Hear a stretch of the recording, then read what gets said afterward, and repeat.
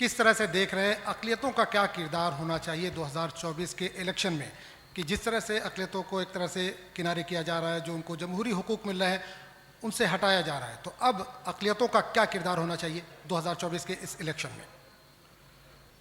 सबसे पहले तो मैं मुंसिफ टीवी को मुबारकबाद देता हूं कि उन्होंने 2024 का एक ऐसा इलेक्शन जो हिंदुस्तान की एक नई तारीख लिखने जा रहा है, उससे बहुत पहले आपने आज का ये मुज़ाकरा रखा है। अक़लियतों के हवाले से हम समझते हैं कि 18वीं लोकसभा का इलेक्शन बहुत ही हमारे लिए, यानी इस लिहाज से एक हमारे लिए तशवीश का बायस बन जाएगा कि अगर इसके अंदर फिस्ताई ताकतों को फिर से इक़्तिदार हासिल हो जाता है।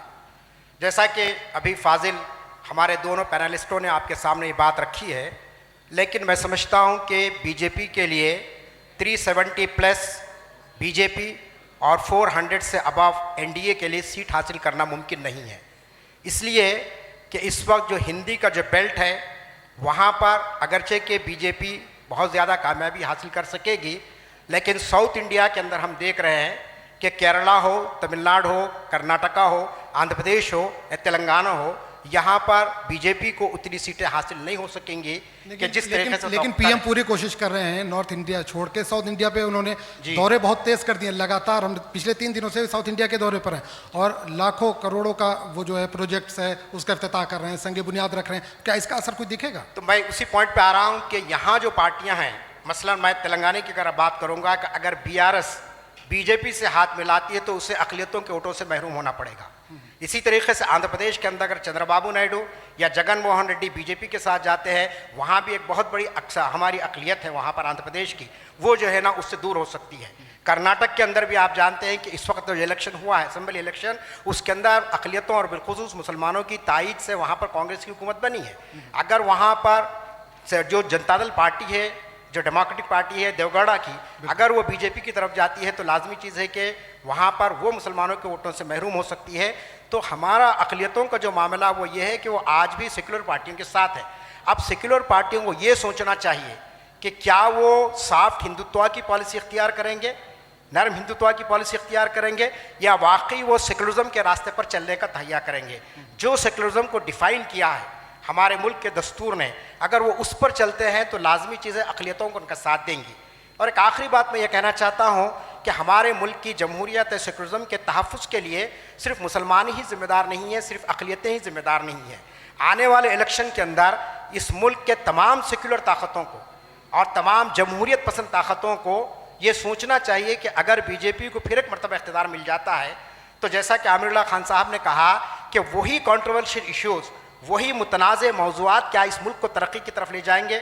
अभी आप देखिए कि इंडेक्स जो हंगर इंडेक्स है हमारा वर्ल्ड लेवल का, ग्लोबल लेवल का, उसके अंदर ये बताया गया है कि जो 121 कंट्रीज़ है उसमें 107वें नंबर पर हमारा मुल्क आ चुका है।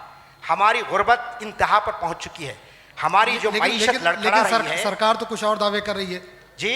सरकार का दावा है कि हम लगातार तरक्की कर रहे हैं। कांग्रेस के दौर में जो 11वें नंबर पे थे हम 3रे नंबर पर आ गए हैं।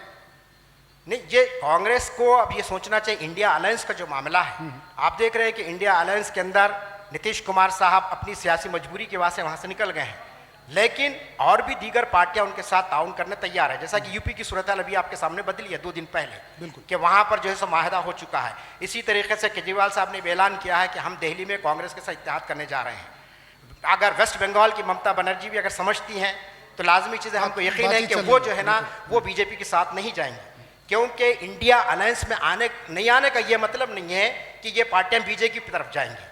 हो सकता है कि वो खुद कोई इंडिपेंडेंट पॉलिसी इख्तियार करेंगे और इलेक्शन के बाद कोई नया महाज भी बन सकता है। लिहाजा ये हम समझ हर पार्टी को अपना हदफ मुकर्रर करने का इख्तियार है। अगर बीजेपी ने 370 प्लस की बात की है तो ये मत समझिए कि वो इस हदफ को पार कर लेगी, बल्कि 370 को एक तरह से उन्होंने टारगेट किया है लोगों के जहन में बिठाने के लिए। चलिए अय्यूब वो, अली साहब, वो तो हर पार्टी को हक है, वो हर पार्टी को हक है कि वो अपना जैसे ऐलान। आप जानते हैं कि आज़ाद उम्मीदवार भी कहता है कि मैं सबको हराकर जीतने वाला हूं। सरकार बना तो ये तो जमहूरियत का हुस्न है कि हर आदमी ये कह सकता है कि मैं मेंबर ऑफ पार्लियामेंट बनने वाला हूं। आज़ाद, बिल्कुल आज़ाद उम्मीदवार जो है वो झारखंड का सीएम भी बन चुका है। ये जो फिगर, चलिए बिल्कुल आपके पास मैं आखिरी बात पे आ रहा हूँ कि ये जो फिगर सोच समझ कर प्राइम मिनिस्टर नरेंद्र मोदी ने अपने पार्लियामेंट की तकरीर में कहा कि we are going to cross the 370।